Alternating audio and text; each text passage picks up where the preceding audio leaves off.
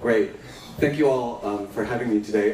Thanks, Ben, and the rest of the cross-campus people. Hey, Ben, for letting us use the space, letting Innovate Pasadena have the space. And thank you very much, Innovate Pasadena, for hosting the coolest meetup on a Friday morning in Pasadena. So you guys are awesome. I've actually been coming here for a number of months, and I've been learning a lot and meeting a lot of fantastic people. So thank you so much. And thanks for having us as well. This is actually a great time for us to be here because last week you heard a little bit about the UX process with Sonia's fantastic presentation about UX Your Life. And now this is I'm actually building on some of the things that she said and she talked about as far as UX process. And we're going to talk about how content and those words, those images, that media, whatever is on the page or screen is a part of that UX process. We are, as you can tell from the slide, content strategy is about planning how to create, planning how to improve, especially if you're in a sort of a lean startup. You need to constantly be improving that content. And once you actually launch a product, how do you govern it? How do you let that content grow? How do you let it become better and more effective for your users and your business? But now, before we get into the nitty-gritty, and I already started sneaking into the nitty-gritty, I'm so sorry. I'm going to pass this on to Miss Natalie, and I'm going to introduce her. And I'm going to, so you know who we are. This is Natalie Dunbar. Just so you know, she is a Pasadena resident. Where's our mortgage person? Yes, she does have a mortgage. And she has one son. Yeah. She has one son, at least one dog. And you can follow her on Twitter at @TheLiterati. And yes, she is a content strategist. Today she's going to be talking about Content Strategy 101. If you're wondering what the heck content strategy is, she knows. And she's going to talk about what we call the quad, which helps bring people, processes, technology into the content process. And what are the goals for content strategy and the methodology for content strategy. And now, this is terribly self-promoting, so I'll go through this very fast, but I am Michael Haggerty-Villa. I am also a Pasadena resident. Yes, I have a mortgage. And I have one son and 2 daughters, so I really have no time for any of this. I have 2 cats, and just because I like to make the level of difficulty greater. And you can tweet me at Haggerty-Villa. And yes, I am also a content strategist. We're right here in Pasadena. If you didn't know any content strategists before, you do now. How exciting. 2 of them. Yeah, you know 2 of them. Before I go further, I'm going to pass it on to Natalie. How many people here are UX people? Yay, Ava. I know a handful of you. How many of you are content strategists? Awesome. Welcome, and I feel your pain. That's kind of scary. No, that's terrific. And now, for a lot of you, some of this might be review because you might already know what content strategy is and some of the practice. We're also going to talk about differentiating content strategy from content marketing. I believe next week's speaker at Innovate Pasadena is going to be a lot more about content marketing and personal branding. So we're going to be talking about sort of UX content strategy. And so there's the things that I'm going to be talking about, product strategy, UX, and the content strategy community throughout Southern California and Pasadena. So without further ado, Natalie, it's your show. Thank you. First of all, if you've been following tweets about this event, you may have seen my other handle, The Road Home. That's the yoga teacher handle. I'm not going to talk about the Zen of content strategy, though I did just get off a plane from DC, so I'm a little tired, so if I break into a forward fold, just join me. Anyway, I work at an agency in downtown LA. We're a fully integrated ad agency, and we did not have content strategy as a discipline. We had visual design and UX, but no content strategy. And one day somebody said, I think we need a content strategist. And they found me on LinkedIn, and that was a year and 9 months ago. When I started trying to tell people what it was that I did, I had a colleague from the accounts team say, I don't mean to be rude, but what exactly do you do? And I'm like, it's a great question, because I want to be an evangelist for content strategy. What I found was it was easier to tell people what it's not before I told them what it is. And then that helped me to kind of articulate better as we're talking to our clients what exactly content strategy is. So what it's not copywriting, it's not editing, it's not articles, blogs, social media posts. That's kind of a part of it, but they're more supporting roles. They are the what of content. They are the copies and visuals and things to be created or curated to help deliver on a brand message. So whoever our client is, whether it's a big government agency or a tea company or whatever it is, what is the brand message that you want people to take away from, whether it's a web experience or a mobile app or whatever it is. And I'll get into why content strategy is not just about the web anymore a little bit further on.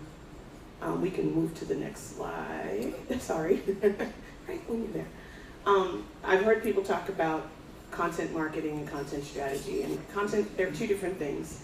So Epic Content Marketing, the author of this great book, talked about content marketing being the approach of creating and distributing valuable content to usually third-party sites and other publishers. And that's how I made the distinction for my colleagues when I was trying to explain. It's like, okay, so content strategy is about, it's kind of like taking UX and then filling in the flows for the user, helping content tell the story of the brand. It's not taking that content and then putting it on third-party sites. That's really what content marketing is, at least in the way we execute it. I'm not a content marketer. I know enough about it to be able to kind of help it along, but we have a whole nother team that kind of does that. They take content that's created by the brand or by third-party publishers, and then they publish it out on other platforms. So it's not marketing. Did you have something you want to add? Yeah, that also includes social media strategy, because that is certainly a huge way of getting your content out there. And when we talk about things that content strategy is not, we're not being dismissive about these things. Absolutely. We are very respectful of what content marketers do. It's very hard. It is a full-time job too, which is why I don't want to do that one also. Right. Because the UX content strategy is plenty for what I'm doing right now. And I've had in my experience, Michael works what we call client side or enterprise side. So he works for a company, big, huge monolithic company. I work for an agency, so I have many different types of clients from all different types of verticals that we work with. And some of them will ask, well, what about our Twitter feeds? What about our social media?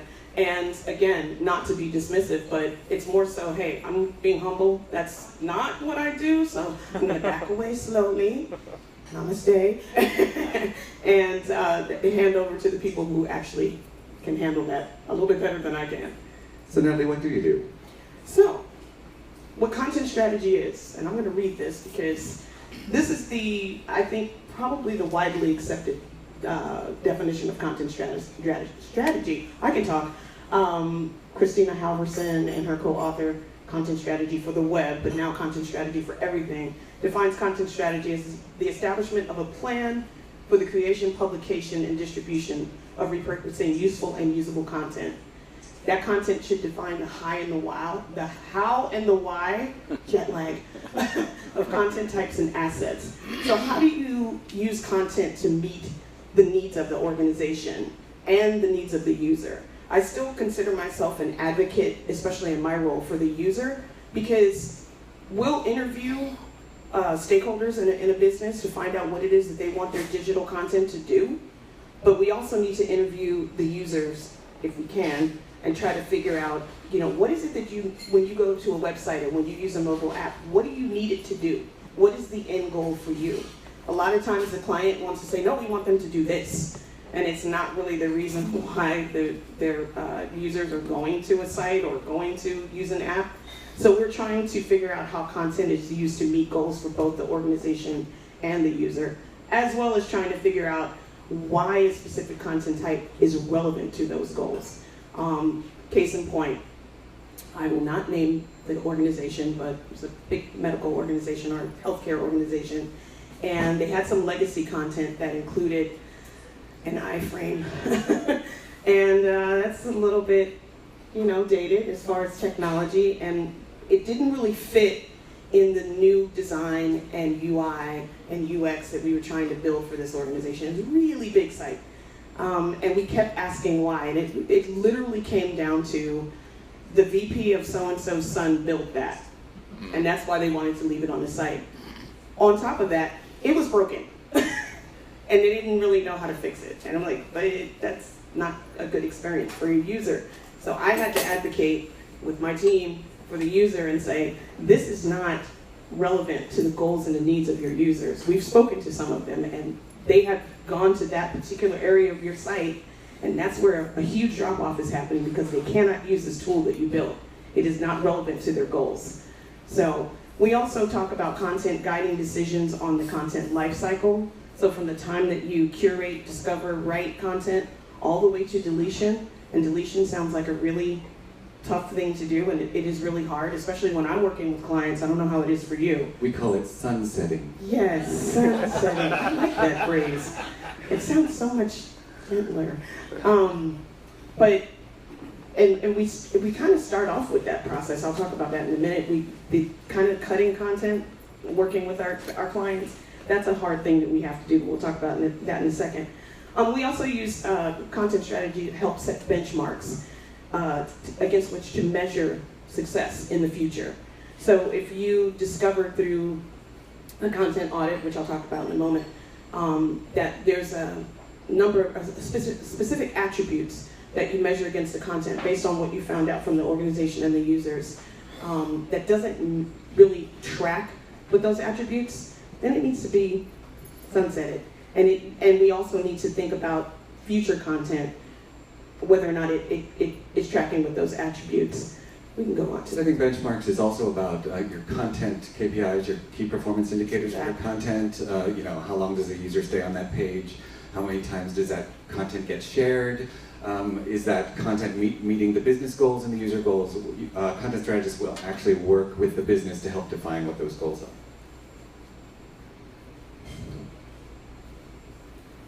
So yes, we already went through, and this is the cover of the book that I think every content strategist I know may have. We call it the Red Book. The Red Book. Probably two editions. This is the second edition. And mine is dog-eared and highlighted and probably has coffee stains on it, and maybe a few tear stains too. Yeah, I downloaded mine on my app, on my phone, so I have it with me and I refer to it from time to time, because there's some good guidance on some copy deliverables and some processes that content strategists need to be aware of. This book originally came out in 2007, and I think the 2011 was the revision of it, but she has since revised. This is by Christina Halverson, who's kind of the main shepherd, and if someone wants to say, who's a content strategist, they'll think Christina Halverson. But she's actually gone back and she's revised this quite a bit. Yes, now she's talking about content strategy for everything. People think of, again, content strategy as being something that's web only or web and app. It's really everything. And that's where you get into kind of fuzzy areas about, well, is it social media? Is it that? We're talking about the containers for content, how it's consumed by a user. And a lot of people are talking about mobile first and responsive and all that stuff. But it really is, like we were saying earlier, it's like, I don't even have time to pull out my laptop anymore. And in the day of phablets, right? You want to think about the screen size and the type of device that people are consuming content on, and being sensitive to how that content flows and tells the story of that business. Right, and we're also making sure your content is ready for the future, which is Google Glass, which may not be Google Glass in the future, but the Apple Watch, with your thermostat. We're moving into the Internet of Things. Your refrigerator, your coffee maker, what content is going to be supporting your coffee making experience in the future. I mean, we care about such things. We do. So, in the Red Book, there's this lovely quad. And it really does, when I present to clients, it really helps them to kind of visualize what content strategy is as a holistic thing. So at the center, we have the core that defines how the content will be used to achieve business objectives and user needs, like we talked about earlier. Then you have your content components and your people components, and I'll just go through these quickly. The content components, we're talking about substance. So what do we need in terms of content to support business goals? And structure, how are we going to prioritize, organize, and display that content? If there's any journalists day school people in the room, we talk about a nut graph. So we talk about the important stuff up high, and there being all the way down to the tip of an inverted triangle. I can't do this. Inverted triangle, where in that case, the least important information is at the bottom. When we think about a funnel for content strategy, we think about what is the end goal of the user? What is the call to action? What is the thing that you want them to do? Do you want them to walk away with a thought? Do you want them to buy something? Do you want them to sign up for something? Usually it will end with some type of CTA that's a visually treated button or something. Call to action. Jet lag.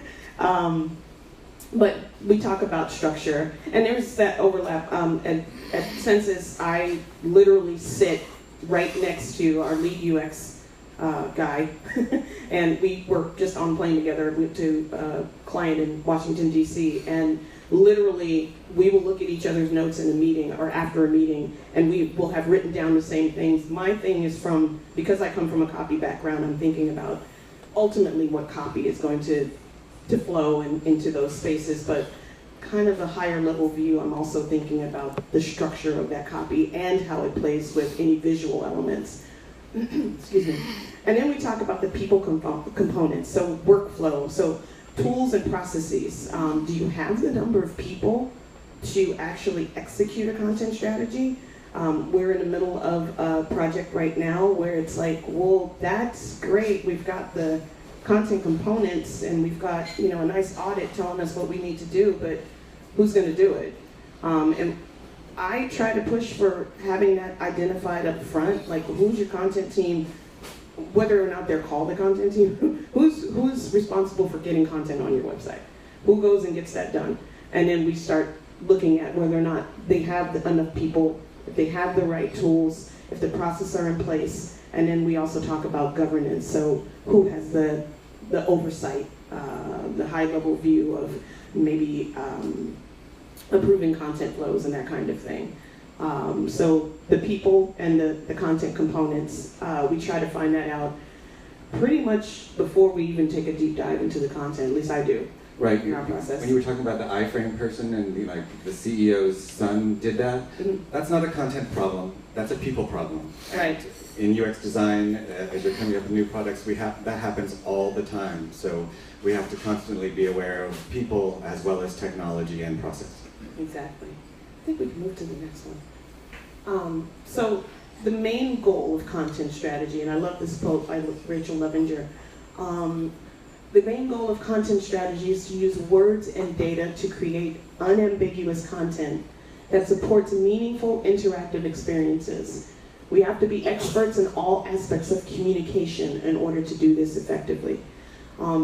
In advertising and marketing, we hear a lot of talk about storytelling. That's the big thing now. I don't know why it's a big thing, because it's always been a thing, but storytelling, what story are we telling? And content strategy does help to tell a story, but again, it's the brand story. It's not so much, we talk about voice and tone in content strategy, but the way we talk about it in the agency world and probably across the board is tone. Voice is the brand voice. It's the story that the brand is trying to tell, that they want to relay, that they want a user of their digital content or consumer of their digital content to walk away with.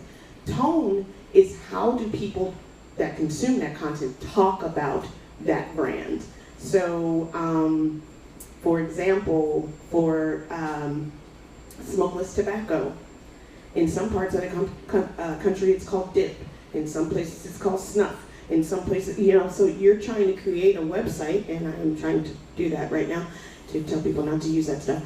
And how do you speak to each of those regional dialects?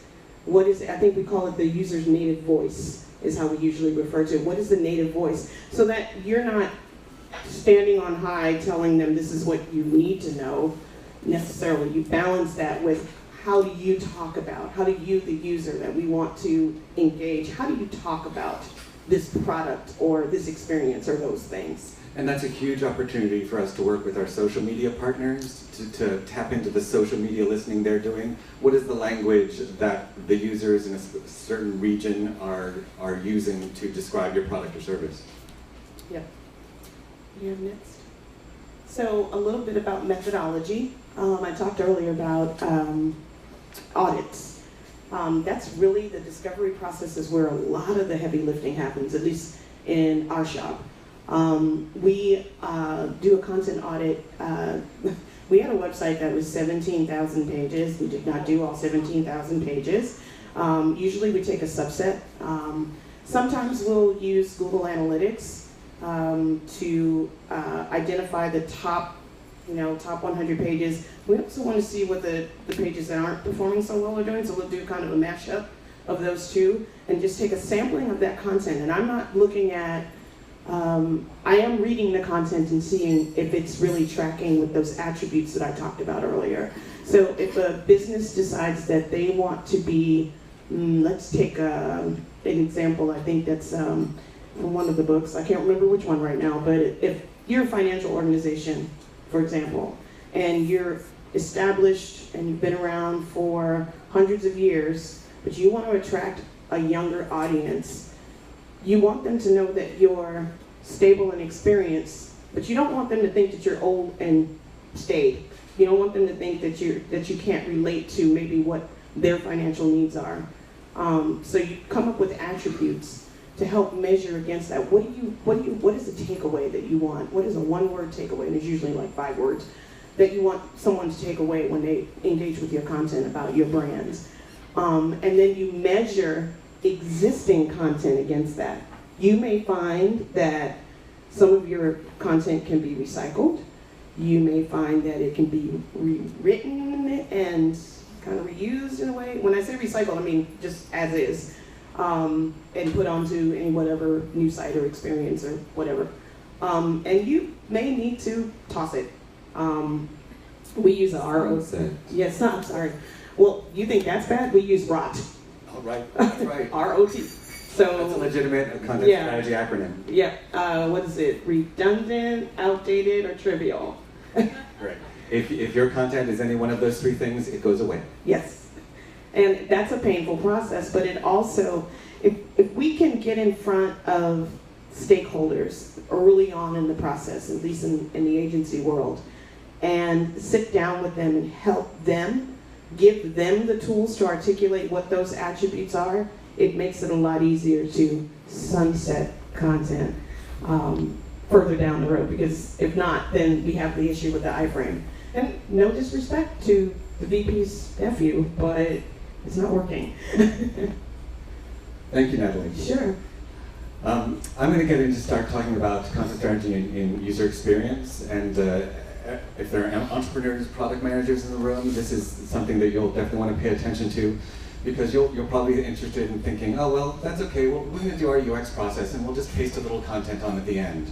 And I strongly advise against doing that, because content is pretty much a part of every piece of the user UX process. I stole this from Marcella Masirian. She's a UX person who works, I believe, at USC. She's pretty brilliant, and I will let her know that I borrowed generously her slide, just to make this point, that throughout all the steps of creating a product, a digital product, content is in every single one of them.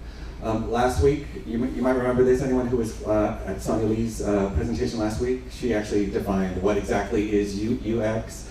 And she didn't actually go into specifically where content fits into all of this, but again, content fits pretty much everywhere throughout every step.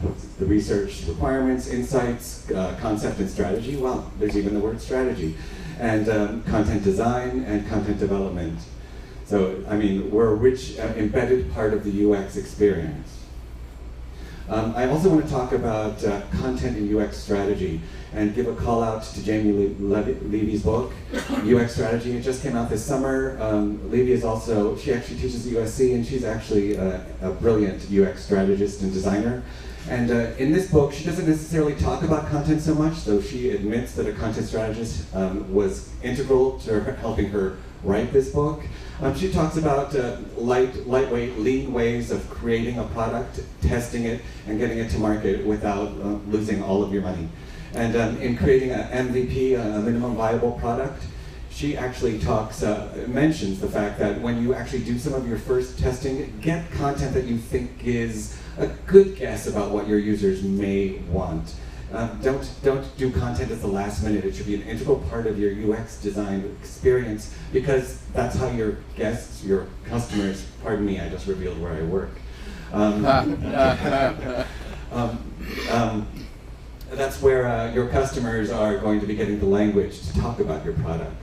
When she does guerrilla user testing, she actually gets about 5 to 8 users to actually test an early version of the product, the MVP, and she pays careful attention to the content that the testees use when they're testing out that new product. You know, what do they call this thing? What do they call this button? Maybe when you actually put a label next to that button, that's the word that needs to go there.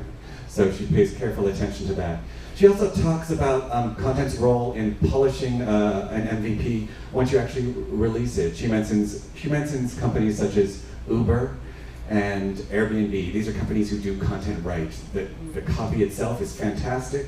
It guides the customer carefully along the path, and it actually helps smooth out any uneasiness that may be in the experience.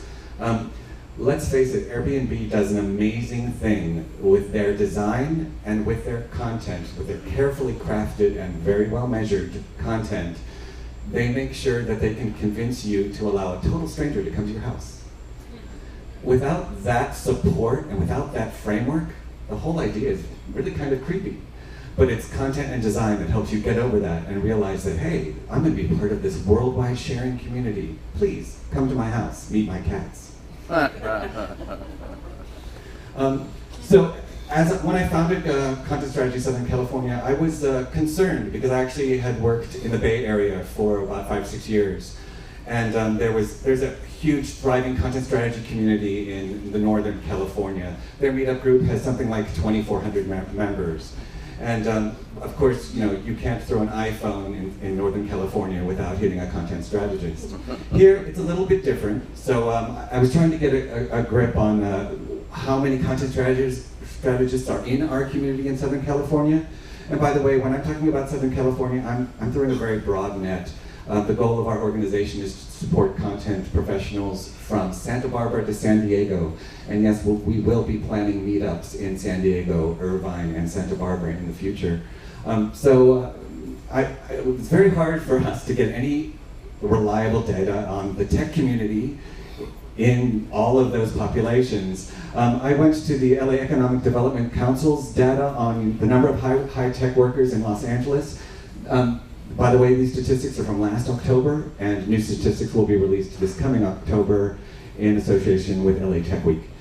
So they're looking at about 370,000 tech workers, and I think that's low. That's underestimating the people who are working in tech, in travel, in entertainment, and other industries in healthcare.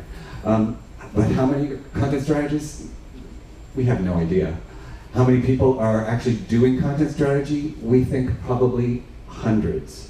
And that's because a lot of UX designers are doing it, product designers are doing it, project managers, marketing people, social media people. A lot of other people are doing content strategy processes, and they may not have the language to understand that that's what they're doing. And if they had that, their jobs would just get a lot easier. I do know a lot of product analysts working for big companies, even in entertainment. Well, I should say almost especially in entertainment. They do content strategy, and they don't have the words for it yet.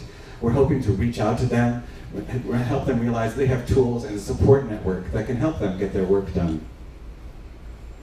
So that's why we founded Content Strategy Southern California. Our goal is making digital products better for users, and of course more profitable and effective for businesses that put them out there. And you're certainly welcome to join us. You can follow that bit.ly link to get to our Meetup site, and you're welcome to follow us at Content SoCal. And just a heads up, I'm very excited that later this very month, on August 27th, we are actually having our first meetup right here in Pasadena. It's actually not at this site, however. It's right down the street, but definitely check it out. It's already sold out, but you're welcome to go to meetup.com and register. Let them know you know me, and I'll let you in. But we're excited that there was that sort of response right here in Pasadena to content strategy, that people need need to talk about this. And the topic of that meetup is content strategy for mobile. And we're looking at screens are getting smaller and smaller. It's also content strategy for that watch, those glasses, your refrigerator, your coffee maker, because that's the way content is going at this point. We also have a meetup on September 23rd with the Voice company. It's actually a company that does translation and localization of multimedia. So how does Barbie speak perfect French? The Voice company actually does that for the Canadian market as well as the European market. And we also have in October we have a meetup which will be back on the West Side. It's making the business case for content strategy. And a lot of UX designers are thinking, okay, this all sounds really great, but how am I going to get anyone to pay for this? Or a lot of you entrepreneurs are like, how do I pay for this? Where's the ROI? Where's the bang on my buck for content strategy? In October we have a meetup specifically about that, and I know that I'm going to learn a lot at that one as well. So that's who we are. Thanks. Join us. Make it better.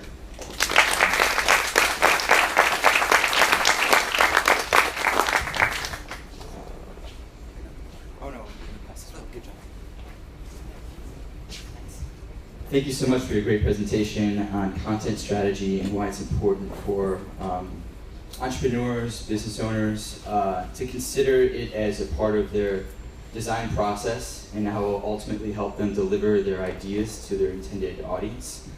So we're, as you can see, about 100 people here that are innovators and entrepreneurs, and we're just here to do a Q&A session right now, and please reserve any comments to, after. You can do it offline. You can, pull them to the side and share stories about cats and whatnot. But for right now, if you have any questions, please raise your hand. John, walk around.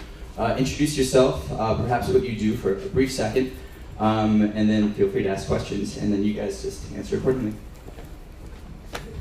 Hi, my name is Ken Yapkowitz. I work with Natalie at Census.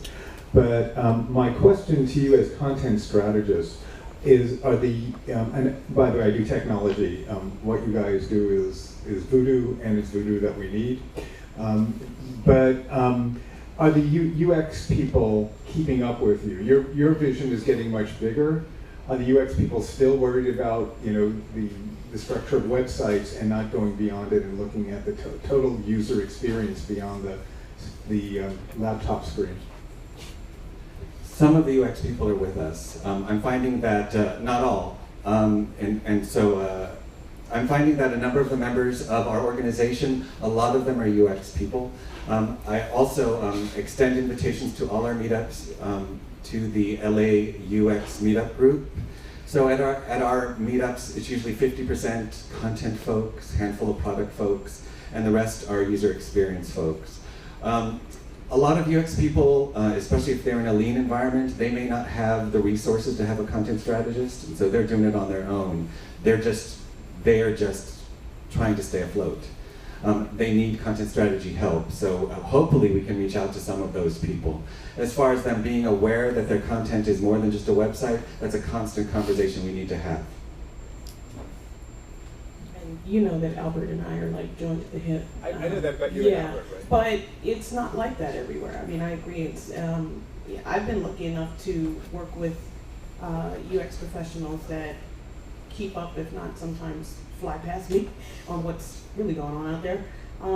But I think it's a constant dialogue. I think it's something that we learn from each other's disciplines because there's so much that's intertwined that we look at as best practices. So yeah, I think there's room for improvement, but I think in my experience generally people have the UX people that I've worked with have been keeping up with what's going on with content strategy and how we're kind of starting to overlap. And it's still a need for both disciplines, though, I think. Hi, my name is Larry Alvarado. I have a business with college prep and career planning. My question is, do you deal mainly with text, or do you also venture into audio, video, animation, or content for those kind of platforms? We actually did not, as part of this presentation, get into the definition of what content is, but it's simply content is stuff. Anything that you are going to be presenting to your customers. So yes, we do care about that multimedia content. We do care about video, audio, and we want to make sure that it actually helps meet what your customers want as well as your business goals. So that is part of the content that we're talking about. It's more than just text. I'll add to that a little bit. For some of our higher education clients, we're trying to tell them that having a page that you have to scroll through to talk about how awesome your program is a lot less effective than having a student video testimonial. So we start to get into video, we start to get into imagery and things like that. Like you said, Michael, it's stuff. It's all the stuff. I think I kind of glossed over it a little bit, and I apologize for that, but it really is all the things on the page that come together to tell the brand story. And whether it's visual, whether it's some lovely graphic, compelling photography, videos, it's audio files, all those things. What tells the story best? And a lot of times it's not copy. We get into writing for the web way back when. And again, especially in academia, I see these long form pages and they're wondering why their bounce rate is so high. And because nobody wants to read it, because it's mobile first a lot of times, especially with prospective students. They're not on their iPhone, no matter how big it is, if it's a 6 Plus or whatever, or their iPad. They don't want to scroll through all that. Just what's the point and how do I get in touch with somebody? Or if it's about student life or something like that, at this university where I'm getting ready to plunk down all this money and probably be paying loans for the rest of my life, I don't know anything about that. What is the compelling story that you want to tell me? Why should I come to your school? And let somebody who looks like me and sounds like me tell that story. And rather than having, no offense to anyone who's in academia, who's a dean or whatever, I don't want to hear from that person. I just don't, if I'm a student or a prospective student. So it's who tells the story best and how, what format. So hopefully that answers your question. Hi, my name is Eric. I'm a mobile app developer. It seems like content strategy is really reserved for big brands because I think I will have trouble convince my medium to small size client to pay for a content strategy. And do you usually just serve big brands, or you have medium sized clients who say, okay, I'm willing to invest in this type of stuff? In my experience, we have small to medium sized brands as well. I could say it's as simple as usually the smaller the brand, the smaller the digital presence. So they're not having to invest as much as a brand that has 17,000 web pages. And it's usually easier to put together a strategy. Sometimes it's not though. It's not that smaller is better or smaller is easier, but it is equally as important, if not more so, because you might be dealing with less resources financially, less resources as far as people power to make things happen. But if you can identify a strategy and hand it over to them in a document that helps them at least to follow best practices, then it's easy for them to manage and maintain because you've given them the tools to do so. I really think it's equally important for a small business. As a matter of fact, I read something a few days ago that said that some small businesses are actually doing away with having an actual website. They may have like a splash page or whatever with those lovely full screen, bleeds and everything, but everything goes to their social media. But that still is part of, not all of it is content strategy, some of that is social, but part of that is part of content strategy. That's also a marketing strategy as well. I've seen some small companies, I know of a company in San Diego who's doing exactly that. They don't have content strategists, they have a social media team, and it's fascinating that it's actually working for them and their target market. It's interesting that you work on apps. I'm actually focusing in my other job mostly on app work, and we're finding that the need for content strategy is even greater because we have so much less content. So the content has to work so much harder and has to be so much more on point. So if you can make it to our content strategy for mobile event on the 27th, it would be great. We can chat. Hi, I'm Frank, and I implement content management systems. And I was wondering if content strategy includes metadata and information architecture. Absolutely. we should be working. It's actually one of our core competencies is to work with your tech team that's developing the CMS, and with your authors, whoever's going to be in the authoring environment, working on that workflow to make sure that CMS can be used appropriately. That's actually something we do all the time, and I believe that's something that Natalie has been getting into with her big clients. Yes, we use Drupal for a lot of our clients. So we're talking about, or we have been providing them with training so that they can continue to manage the content that they're uploading to their websites and digital whatever using Drupal CMS. We also have been using Gather Content to kind of manage the editorial process, which is it's kind of like a CMS-y kind of thing in a way. Thank you, Ken, for implementing that. It was painful at first, but it really did make that particular project flow a lot easier. So, I mean, when we worked together a while back, one of the first things that I did was I had to become proficient on the CMS to understand, okay, yeah, we've got this great content, but who's going to put it on the website? And how do we push it to production and all those good things? So, you know, someone asked earlier about tech versus creative, and I think we have to be both of those things because we need to be able to, and this is kind of off track, but kind of bring it back home. We need to be able to I need to be able to sit down and talk to Ken and help him to understand what I'm trying to get content to do as a technologist.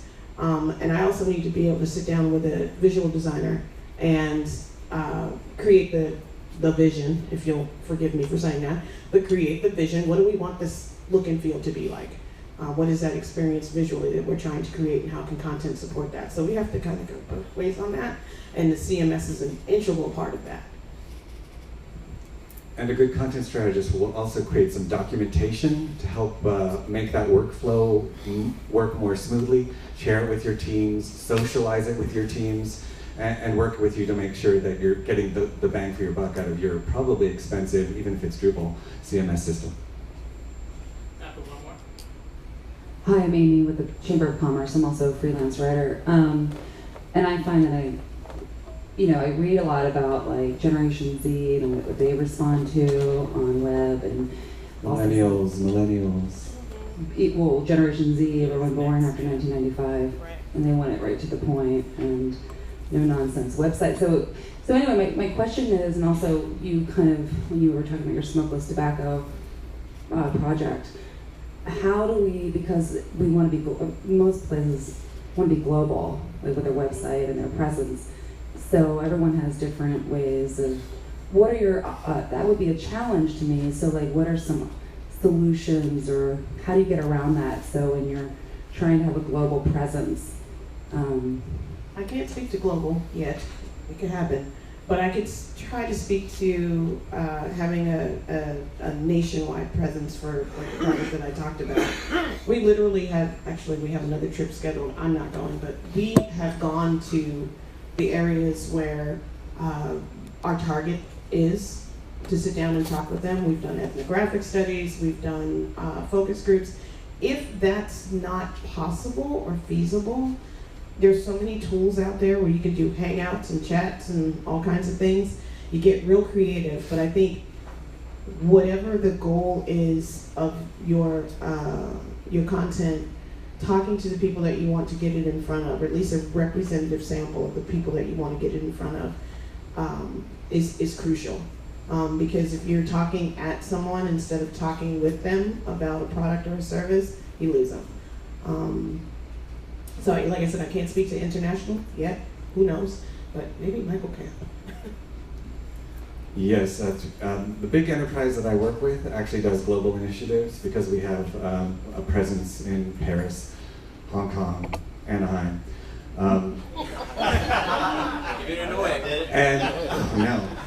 And soon Shanghai. And localization, we go beyond translation, we go localization. We want to be sure that we're having the right cultural touch points for those markets where we are in.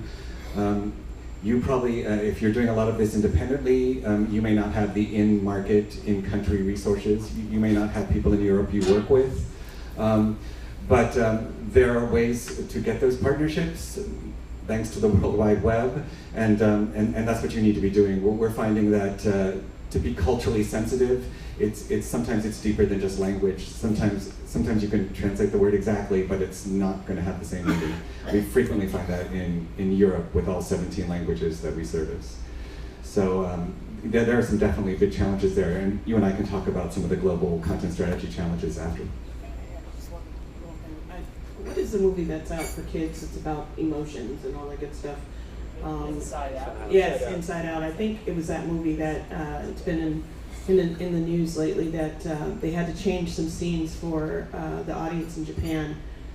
It was, I guess, one of a food has an emotion. I don't know what it was, but I just kind of glanced over the story and I was thinking about the fact that they actually took the movie and they had to edit out whatever was for the general audience here in the States and then change it so it was culturally sensitive to the audience they were trying to reach, because it didn't translate well. It didn't have the same meaning. So, and I think that's one of the things really with digital overall. It's just, your question's brilliant, because not only are we not talking about just content strategy for the web or content strategy for everything, but it's also content strategy for everyone.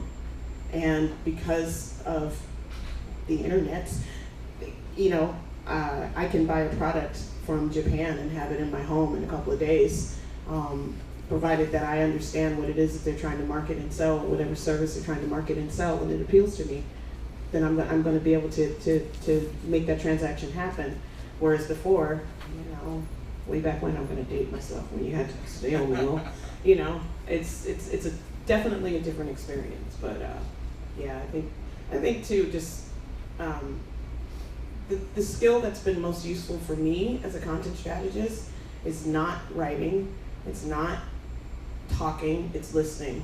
And however I can listen, whether that means I'm following Twitter feeds and hashtags to kind of learn something about an audience, whether I'm actually sitting face to face with someone, whether I have the opportunity to do some user testing and that kind of thing, the listening skill has been the most important thing, because hearing both the stakeholders from the business side and the users that they're trying to target, hearing from both sides and trying to marry the two, that's where the magic happens for me in content strategy.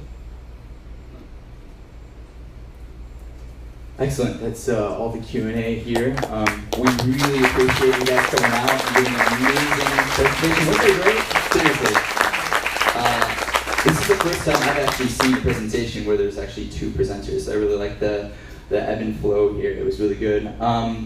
Check out their Meetup group, and also check them out on Twitter. And of course, if you guys have questions that you want to take offline, they'll be here to answer and network. Just like have some coffee, suggested donation, and also let's give a big thanks to Ben and Cross Campus, because seriously, without them,